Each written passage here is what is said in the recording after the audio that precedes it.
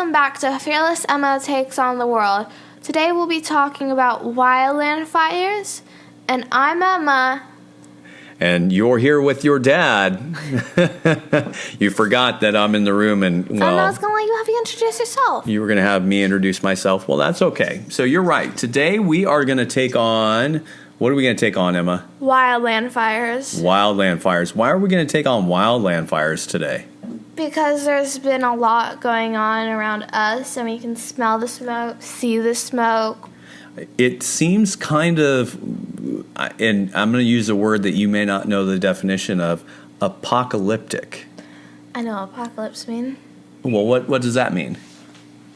So did you see the photographs of San Francisco and the smoke that they had in their area? Kind of like what we've had lately, where it was kind of orange outside. And I'll show you the pictures while we're sitting here. I'll look on my computer and show you the pictures of the San Francisco air quality and what it looked like. It was very, very, very weird. So here's a picture. You see how orange that is? And that is from the smoke that we were experiencing. They also experienced it in their area. It wasn't that bad. It wasn't that bad. It was definitely made it look a little interesting. This is kind of what it looked like here in our area when you kind of look at the sun and it looks filtered and you see that. The sun looks like it's setting. Yeah. So have you seen some of the ash in the air and some of those sorts of things? What have you seen that, during the course of the last month? You talked about the smoke in the air, but what have you seen? It looks like it's going to rain, like you want it to rain, but it's not going to rain. Yeah, I would say if it would rain, that would help a lot of the issues. It would help wash a lot of the smoke and debris out of the air. Wait, so you know how vegetables grow? Uh-huh. Do you think they're going to taste smoky when they're done? So that's a good question. They do say that if you have, like, wineries, a good example, there's a lot of times in the vineyards where they grow the grapes, if the grapes are impacted by smoke, a lot of times they'll take that smoky flavor and they'll have to, nobody really wants to drink the smoky wine, so they'll have to destroy the grapes. So it does. Sometimes that happens. So that's a very good question. So you've noticed the smoke. You mentioned, when you think about it, that it almost looks like it could rain at a moment's notice, right? Yeah. What have you noticed? So today it looks better, right? We're looking outside. What's it look like today? Blue sky, sun is shining. And why do you think some days we have more smoke in our area and less smoke on other days? Because there's more wind that day. Possibly. So it blows the smoke in and out of the area that you're at, right? Yep. Yeah. So today is a lot more clear. It definitely, maybe the air quality has improved. Have you looked at the air quality today No. in your area? Well, why don't you, let's take a look what it says. We live in Oakdale, California, and when we look at today's Oakdale air quality, let's just see what it says in regards to it, because it could be a lot different than what we've been accustomed to, because there was some days it was off the charts. So looking at today's air quality, it says it's very unhealthy. It gives us a score of 207. Now, I don't know what that all entails, but it does say they want you to try to avoid outdoor activities or outdoor exercise. Why do you think, if the air quality is that bad, why are they telling you to stay in and avoid outdoor exercise, Emma? So you don't get the smoke in your lungs? Yeah, you don't get the smoke in your lungs. Because what can happen if you get smoke in your lungs? What do you think? What do your lungs do? Give out? Well, so when you breathe air in, what do your lungs do? They allow you to breathe the air in, but they filter the air, right? Yeah. So that, think about people that smoke. Their lungs typically are what? smoky. Well, they're black, right? A lot of times, if you smoked for a long period of time, they'll end up becoming black. So they're saying if you're going to be outside, try to remember to wear a mask, which we're all trying to wear masks now Because of COVID. That's right. So, but the air quality is pretty poor right now. I don't see anybody, neither you or I, outside running around and trying to get our exercise in. I might try to get some exercise in a little bit later, but we'll see. So we're talking about wildland fires, Emma. So we reached out to try to get an interview with somebody from the U.S. Forest Service. Yeah. They've been a touch busy, haven't they? Yep. And so they sent us some information and sent us some links as it relates back to wildland fires, didn't they? Yeah. And what did we find in those links, Emma? A lot of information. A lot of information. So we found a lot of information in those links about what are some of the things that you feel that we probably need to share with others as we talk about wildland fires.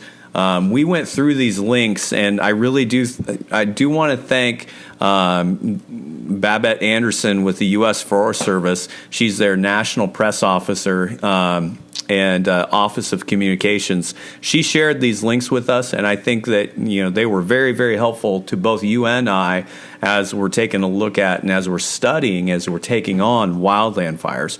So what are some of the things that you've identified? As we looked at it, we clicked on the link that they shared with us in regards to managing wildland fires, but what are some of the things that you learned as we were researching the topic today? Wildfires can create many environmental benefits. Okay, so let's hold on there. So we always think about wildland fires as being destructive, right? Yeah. And so as we think about wildland fires are destructive, right? Because they do, we just talked about it. It makes the air quality bad. It burns homes. It burns a lot of vegetation. And it puts people at risk, right? Yep. But you said that there are benefits. How can there be benefits, Emma? Such as reducing grass, bush, and trees that can fuel large and severe wildfires and improving wildlife habitat. Okay, so it can actually make it better for some of the animals in that area, right? Yep. So they are destructive, and I think that we need to do a better job of mitigating the hazards or lessening the hazards from wildland fires, right? Yep. And so, but we do know that it helps kind of clear out the grass and the brush to be able to make things a little bit better. And a lot of times in wildland fires, what we see is there's overgrowth in the forest. And when we see that overgrowth, that typically leads to much larger fires and an unhealthy forest. So we do a lot of hiking, right? Yep. When we go hiking, what are some of the things that we see occasionally? I think that we've been together where we've seen signs on the road that say, "Don't report the smoke. It's a prescribed fire," right? I've never seen that. Never seen that? Or have you ever seen the large piles of... so when we did Cougar Rock, remember we were walking up, it was in the middle of winter, the rainy season, as we say in California, and you remember when we saw the large piles and they were burning them, right? Yeah. No, that wasn't Cougar Rock. Well, it was San Antonio Creek Falls. So when we hiked that trail, why do you think that they chose to burn those piles during that time? Why do you think? So it doesn't. So when it actually causes an actual wildfire, not a prescribed fire, it'd be more big. It'd be out of control, and it'd cause a lot of home damage there. So the prescribed fire is something that they can kind of control, right? Yeah. And why do you think that they chose? I think we were hiking up there in January, February. Why do you think they chose that time here in California?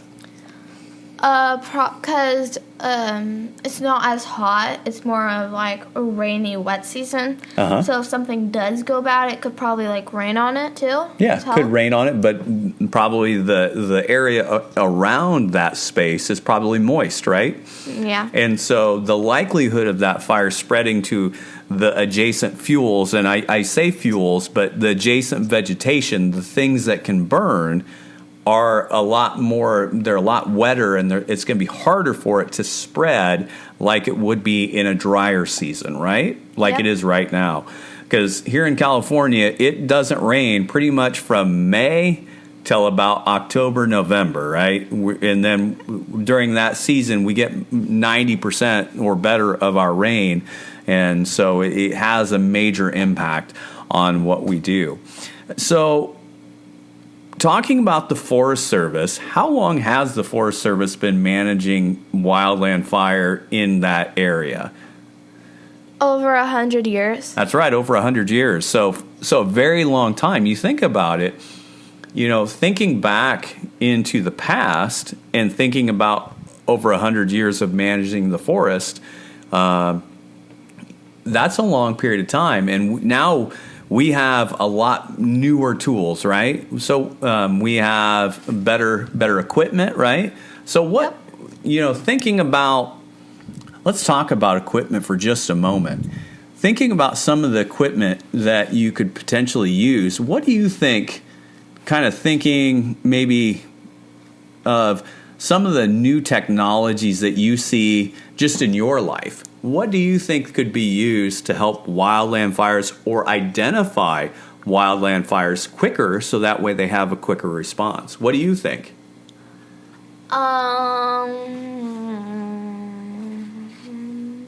So think about, what do you think about using drones? Oh yeah, that could help. How could that help? Because then you can like see if anything's burning over there. And if a fire is getting out of control, you can kind of tell. So it's not as bad. So it helps kind of map the area. Do you think that maybe someday a drone could, be used to maybe help extinguish it a little bit? Maybe some spot fires? What do you think? Do you think a drone would be able to do that? Probably. Maybe. Okay. Well, maybe. You never know. I mean, it might be something that a drone might be something that we could definitely use maybe in the future. What do you think about the use of robots? Nope. You don't think a robot could maybe, Because then they would have more gas in the robot, and if the robot gets cut or hurt, it could actually fuel the fire. Potentially. But a lot of robots are made out of metal, right? Yeah. So if the metal gets cut open because it gets cut on a sharp object. Oh, so the things like the hydraulic fluid and things like that are inside the robot. Yep. Yeah. Well, right now we have a lot of newer equipment, but there are still areas that we can't get to, different spots to be able to fight that fire. And so a lot of times we just have to let it burn out in those areas, so that way it does provide some of those benefits that we just talked about, right? Yep. So we've been researching a lot of the U.S. Forest Service, but as I think about it, do you think that the United States Forest Service is the only one that is able to do it, or they do it by themselves? Do they do it by themselves, or do they do it with others? They do it with others, such as federal, tribal, and other local partners. Yeah. So I'm going to tell you. So you know that I happen to work in the fire service, right? Mm-hmm. And so since I work in the fire service, I see a lot of this. What we call mutual aid, strike teams. We send people from our fire department a lot of times, in the fire departments that I worked at.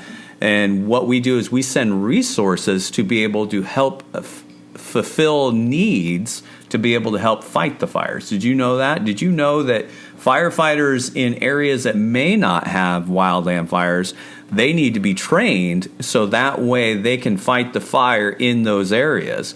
And so we have, granted, we in the areas that we've lived in, we have, we have some of those areas that we need to be able to be prepared for. But also, too, we send those resources anywhere from firefighters to fire trucks to brush trucks and those sorts of things.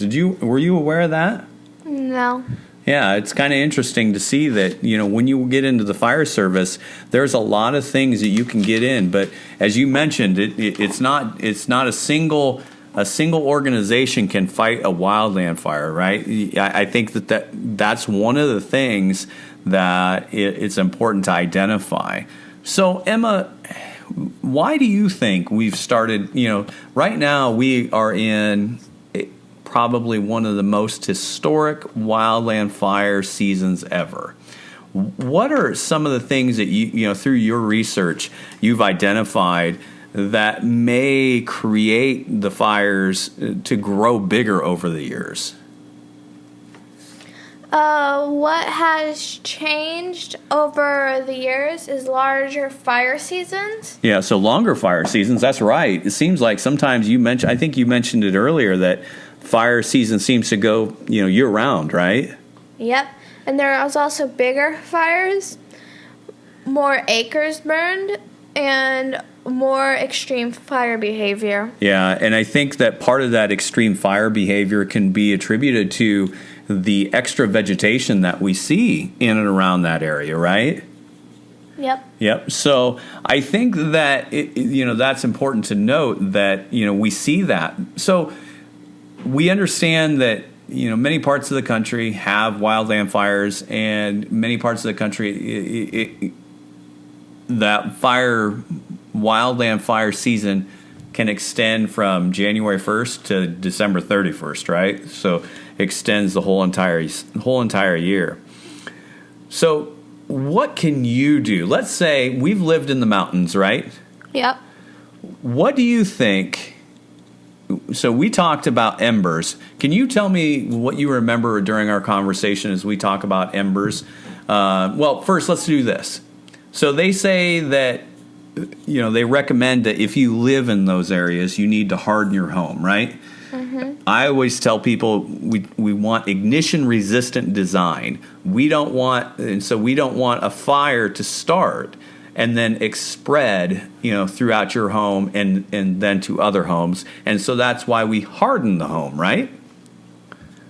And so one of the things that we do by hardening the home is to avoid what we were talking about earlier. What were we talking about earlier to harden the home?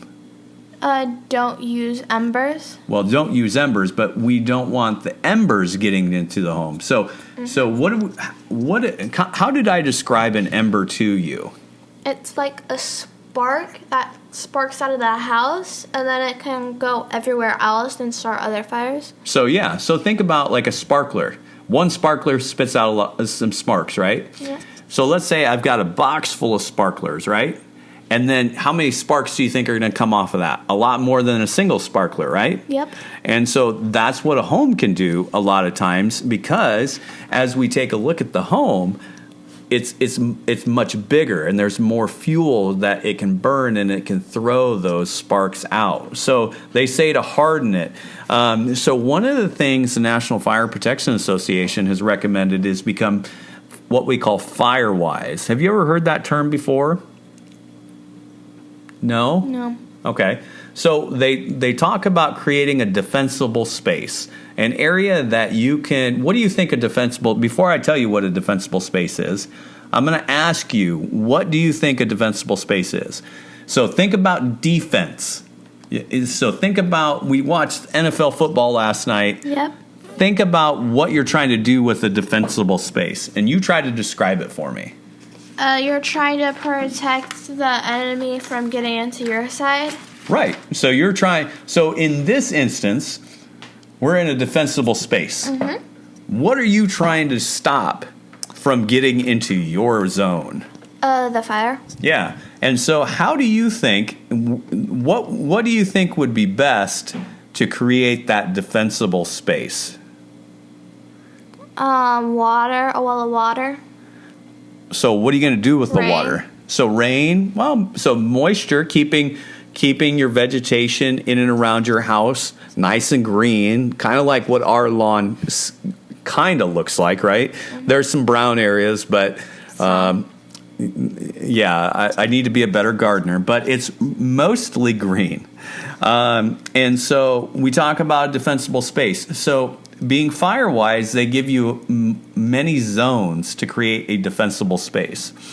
So they give you an intermediate zone and an extended zone, but within those zones, there are parameters depending on how far away from you are from your house. So let's talk about our football analogy again. Okay. All right. So from 0 to 5 feet. So let's say you're at the goal line and you've got the offense, and your back's against your end zone, right? Like Patrick Mahomes was at the goal line ready to go in. And for fantasy football people, Emma did not have Patrick Mahomes. Her opponent did. Close. So close. She got chosen for me though. Yeah. So you're up. Your back is against your own end zone, and you're trying to stop Patrick Mahomes. And so we're saying in that, what do you think would be a good idea in that area, so close to that? What do? You normally kind of tighten up, right? Yeah. So if we're going to tighten things up around the house, what would you tighten up? Wait, to stop a fire? Or yeah, to stop. Well, not to stop Patrick Mahomes, but yeah, to stop a fire. Don't use your oven as much or your microwave. Well, we're talking about outside though. Yeah, but that could also help start more fires. Yeah, maybe. Because you're using the gas from your oven. But let's think about... And some things to help would be water, a moisturizer, sprinkler heads. Yeah, yep. There are places that put sprinkler heads on the outside of their house in those areas. So what do you think if you had a bush up against your house? Do you think that's a good idea? No. Why?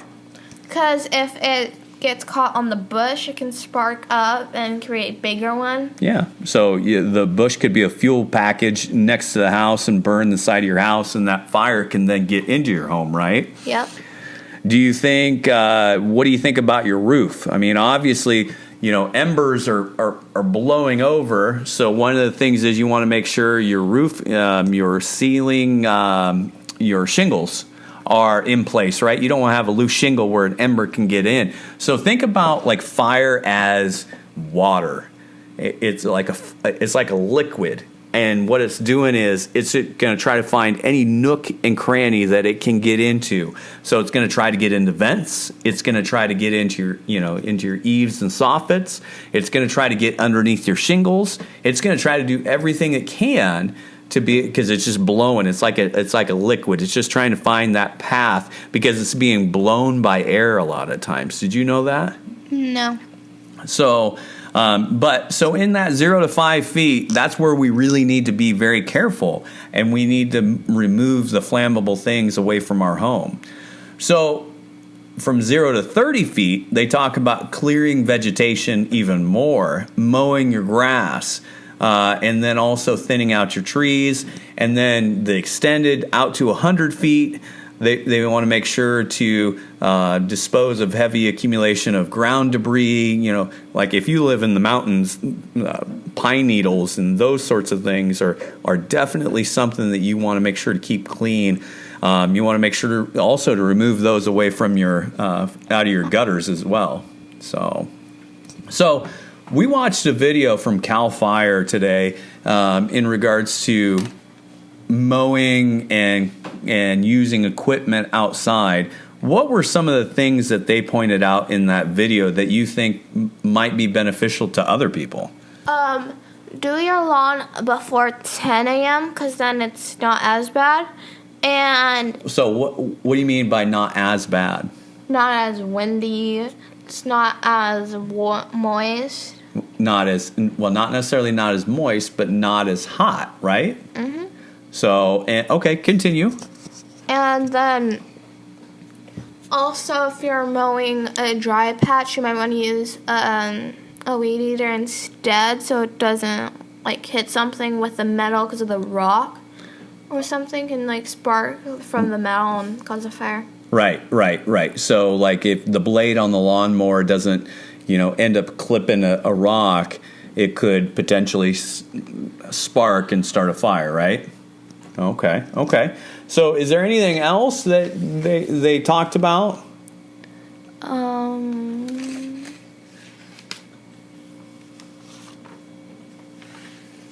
I don't remember. Well, I think you've done a pretty good job of describing, some of those things. So one of the statistics that the website showed was that approximately 95% of all wildfires in California are caused by what? People. That's right, human activity. And so one of the things, like we heard of a fire down in Southern California, and what is suspected? What was the suspected start of that fire down in Southern California? Someone was having the birth gender reveal. Yeah, for the gender reveal, and so that's what's suspected. There might be some more, more to it. I don't know. But they're going to definitely do a full fire investigation to be able to see. So we kind of talked about, the different things, but one of the reasons why wildland fires are so hard to fight, we talked about that, is that just the terrain. It's not like they have streets that they can drive up to and be able to put the water on the fire. And so the terrain makes it difficult. The weather makes it difficult as well. If it's hot, dry, and windy, that makes it very difficult to be able to fight as well.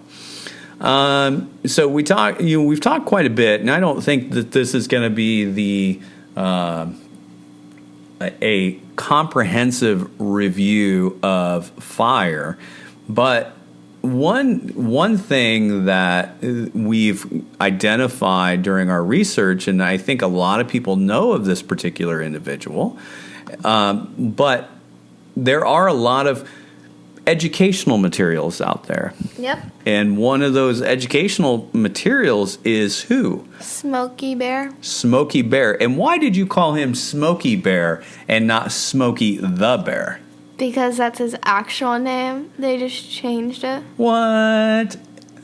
So do you remember the story that we read about Smokey's history? Yeah. Okay, so can you give our listeners a very brief overview of Smokey Bear's history? Someone saw smoke and they were starting a wildfire in New Mexico. And while they were doing the fire, they spotted a small little cub. And they just thought the mom would come get it. Mom didn't come. And so when people went inside where the fire was, and they were all surrounded and they couldn't get out, they had to lay on their stomachs for over an hour. But Smokey Bear wasn't able to do that because he was a cub, so he climbed a tree. And all his back of his legs and his paws got all burned. And so he took it, and one person took it to his ranch, but then this other person came and took him to a different state or city. Took him to Washington, D.C. to get care of his wounds. And so, and then when they found out, there was like, do you want to do this publicity something? Yes, so they had this PR campaign for Smokey Bear, right? And so they said, yeah, sure. And they changed him to a zoo, and he got over a lot of honey and letters to where he had have his own zip code. He received so many gifts and so many letters that, it's like Santa Claus, right? Yes. He's definitely a very big celebrity. Yeah, and so then, during that period of time, when he died, and so when he died, they took him back to New Mexico where the fire was, where all this happened, and they buried him there. Yep, they buried him in the area that he originally was born.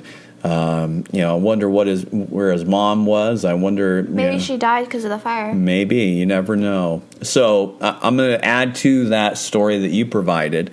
In 1952, according to Smokey Bear's website, in 1952, Steve Nelson and Jack Rollins wrote the popular anthem that would launch a continuous debate about Smokey's name, like we just talked about. To maintain the rhythm of the song, they added the between Smokey and Bear. Due to the song's popularity, Smokey Bear has been called Smokey the Bear by many adoring fans, but in all actuality, his name never changed. He's still Smokey Bear. Yeah. And you felt your mind was just blown when you heard it was Smokey Bear, not Smokey the Bear. It sounds better, Smokey Bear. Yeah, it does sound a little bit better. So, Emma, we had a lot of resources provided by the U.S. Forest Service, and one of the other resources was the National Interagency Fire Center. I felt that was a very good one that definitely talked about some prevention and education. But one of the sites that you clicked on was the NICIWEB Incident Information System. And what this does is it shows you what? Where all the fires are and what's happening and where all the parks are and stuff. So when you looked at that website, what was the first observation that you made in regards to that? In regards to it, that there's so many fires on our side of we're on East Coast or. We're on the West Coast. We're on the West Coast, and there's so many fires on the West Coast, but not really on the other coast. Yeah, there's not very many fires on the East Coast. And why do you think that there's more fires on the West Coast and not the East Coast? Because it's more hotter here, and it has. I don't know if it's hotter. I just think that the climate in here in the West Coast probably provides for a lot of that. It's a lot drier here than it is on the East Coast. Remember when we lived in the Midwest, and remember we would get rain from time to time in the summer months, and it would be humid. Well, it's not. There'd be hail. Yeah, and it's not very humid here, though, right? No, it's just hot. It's just hot. It's a dry heat, they say. So as we mentioned, we live in Oakdale, and so we see some of the fires on here, and we clicked on some of them. So one of them that's very close to us is the SCU Lightning Complex, and that was one of the largest fires in California state history. And so it allows you to go to that incident information, and what it does is it shows you how many acres that fire burned. So you see how many acres that fire burned. It burned quite a bit, right? So there's Modesto, and you can see up in the mountains by San Jose that it burned quite a few acres. This was last updated August 30th, so they've probably not done too much more. But it gives you the instant overview, gives you any fire restrictions. So talks about the fuel, so it was tall grass, so that's why it's important to be able to mow that grass, right? But some of those things you can't. They say the cause is under investigation, but based on the name, they say it's the Lightning Complex. What would you think if I was a betting man? As I look at the cause, what would you think it would be? Probably because there's probably an electric complex where also, when they were doing the electricity thing, it probably sparked a lightning thing. Well, so lightning we get what's called dry lightning. So dry lightning came through and likely started this, but, I'll be interested to see what happens. But as we scroll through here, they talk about who's fighting the fire. This is a CAL FIRE Santa Clara unit, and it gives you some other information. And this fire was a complex comprised of approximately 20 separate fires that grew together. So that's quite a few, and it just burned throughout that area. But it tells you about the fire restrictions, and then if you don't quite understand what the terminology is, it gives you that. But we can click on photographs. Let's click on photographs, and let's see if it provides us with no photographs at this time. Let's see if he gives us any news. No news releases or reports, but I'm sure if you stayed tuned to it, you could definitely provide you some information as you go forward. So, Emma, there's a lot of information out there, isn't there? Yeah. So we talk about the different things, from the links that we've talked about. We talked about Smokey Bear and his history and how he tries to prevent wildland fires. What's Smokey Bear's signature catchphrase? Nope, I don't have it up on the screen, so you can't cheat. What's Smokey Bear's signature catchphrase?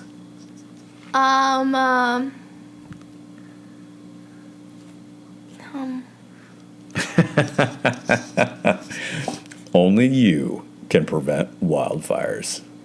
Only you can prevent wildfires, Emma. You looked at that. Well, I knew this. I knew the catchphrase. Yeah, just recently. I'm very familiar with Smokey Bear and the Smokey Bear campaign. And so it is one of those things that he is a very popular figure. And as we talked about, approximately 95%. Does he have his own Hollywood star? I don't know. Are you going to try to petition for a Hollywood star for Smokey Bear? Sure. Why not? So you want to sign? Yeah, we'll start a change.org petition. We just got to look it up, see if he already has one. Yeah. Yep. So, Emma, I think that, as Smokey Bear says, only you can prevent wildfires. I think that is very true.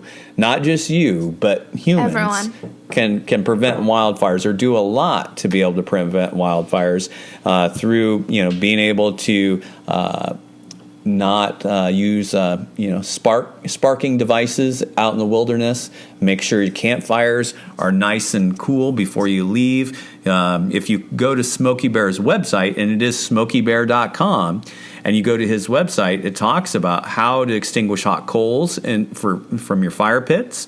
It talks about how to safely burn debris if you do need to do that. How towing your boat could even spark a wildfire. And then we've already talked about this, and this was on CAL FIRE's website, equipment use and maintenance and how that's important. So there's a lot of information out there. In October, it is Fire Prevention Week, and so maybe we should have done this podcast in and around that time, and maybe we'll talk to somebody, a fire person. You're a fire person. I am, but maybe somebody that's a little smarter than your dad, to have those conversations. But Emma, as we talk about fire, is there anything else that, as we talk about wildland fire, that you wanted to learn more about? We talk. One of the things we didn't talk about a whole lot, when we kind of briefly touched upon it, was hardening your structure and making ignition-resistant design. And that's just when you build homes, you try to do the best you can to stop embers from getting into your home. Mm-hmm. And so you try, like we have stucco on the outside of our house. That is definitely something that doesn't burn. We have asphalt shingles and not wood shingles on our roof. Another thing that doesn't burn. But a lot of times, you see the big window that you're sitting in front of, fire can get through that, right? If you have a fire, it'll melt the glass, and then that glass will drop out. It's more like plastic. Well, it'll smell like plastic, but then you can get fire in, so they make special windows for that. And so those are in doors, making sure that you, instead of a wood door, that maybe you have a metal door to still be able to provide that same separation should there be a fire out there. So just some things to be able to make it a little bit better, and hopefully not necessarily provide as much of an impact on you and your family as you, if you would live in those areas as you got older. So Emma, I think that we've taken on wildland fires quite a bit, don't you? Yep. And, I think that this is always a good review for your dad as well. I think that these podcasts are one of those are something that, we're able to explore your curiosity. And why did we go with wildland fire today? Other than reaching out, what are you learning in school? Natural disasters. That's right. You're learning about natural disasters. So in learning about natural disasters, we decided to take on wildland fire. And so, all right, Emma, I think that we're going to wrap up the main part of our podcast and go to what we deem as the jokes section. Do you have any jokes prepared? Yeah, I do. Oh, you do you? Well, You're going to look yours up right now. no, I've got mine ready to go, Emma. So why are you looking up dad jokes? All right, you go first, Emma. What does a pig say on a hot summer day? What does a pig say on a hot summer day? I don't know, but you're gonna. What does a pig say on a hot summer day? I'm bacon. I thought there would be something with bacon. All right, so all my jokes either come from, I always look them up because I'm not very funny. I thought you bought a book. I do have a book, but I'm going to use today for my jokes. I'm going to use niceonedad.com. So here we go. Pinterest. So Emma. Yeah. Ask me if I got a haircut. You got a haircut? No, I got them all cut. So not just a single hair, I got them all cut. You get it? All right, Emma. Why did Waldo go to the therapist? Why did Waldo go to the therapist? Because nobody could find him? To find himself. To find himself. Okay, that's a good one. All right, Emma, I got a good one. Want to hear a joke about paper? Do you want to hear a joke about paper? Sure. Never mind. It's terrible. Oh, no. Why did the astronaut book a hotel on the moon? Why did an astronaut book a hotel on the moon? Wait. Why couldn't the astronaut book a hotel on the moon? I don't know. Because it was full. Because like a full moon. Oh, okay.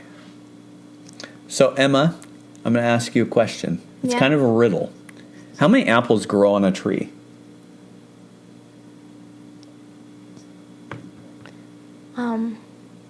You seem stumped. How many apples grow on a tree?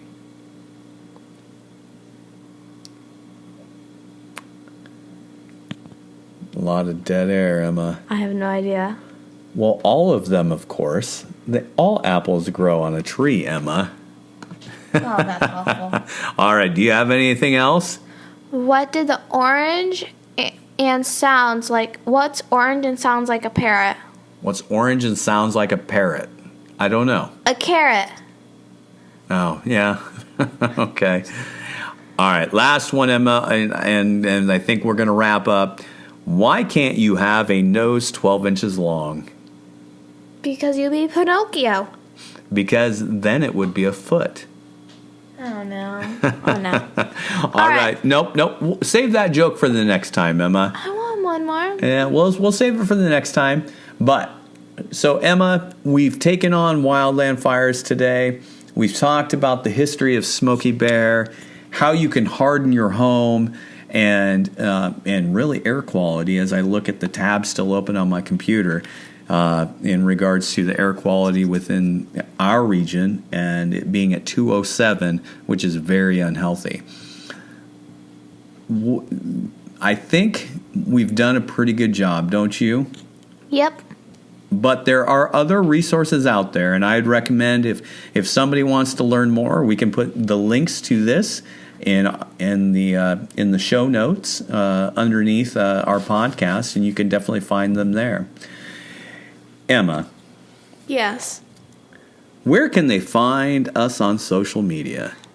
Fearless_Emma. That's right. On Instagram, Spotify, iHeartRadio, Apple Podcasts, mainly anywhere you can find your podcast.